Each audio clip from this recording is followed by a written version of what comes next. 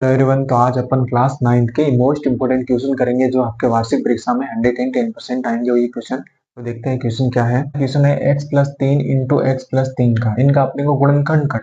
इन तीनों सवालों में तीनों के अपने को क्या करने, तीनों के अपने को गुणनखंड करने। तो गुणनखंड अपन कैसे करेंगे, तो देखो इसमें क्या आता है, जो प्रथम पद है इसको पूरे इससे गुणा करना होता है, फिर द्वितीय पद को पूरे इससे गुणा करना होता है। तो सबसे पहले x को x+3 से गुणा करना। क्या करना आपको, x के सामने बस इसको उठा के यहाँ पे रख देना है, इतना आप कर देना। उसके बाद में +3 वापिस इस पूरे पद को या इसके सामने उठा के रख देना, इतना कर दो। उसके बाद में देखो x को x से गुणा करो, single single x into x, उसके बाद ये प्लस, फिर x को 3 से गुणा करो, x इंटू 3, फिर ये इनका पूरा काम खत्म। अभी देखो 3 को सबसे पहले x से गुणा करो, 3 इंटू एक्स, साथ में कोष्टक खोलते जाना, +3 इंटू 3 कर दिया यहाँ तक गुणा।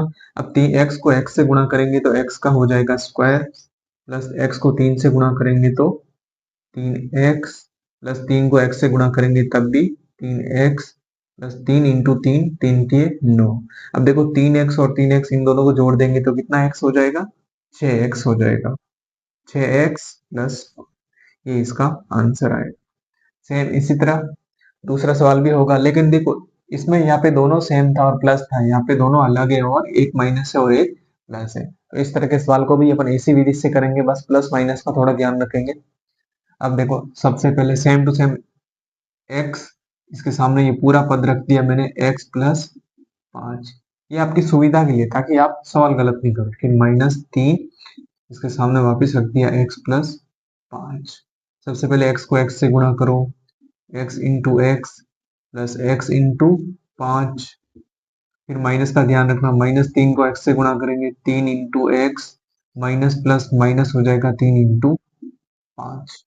अब देखो x को x से गुणा करेंगे तो x का स्क्वायर, प्लस x को 5 से गुणा करेंगे तो 5x, और 3 को x से गुणा करेंगे तो माइनस का 3x, और 3 को 15 से गुणा करेंगे तो माइनस के 15।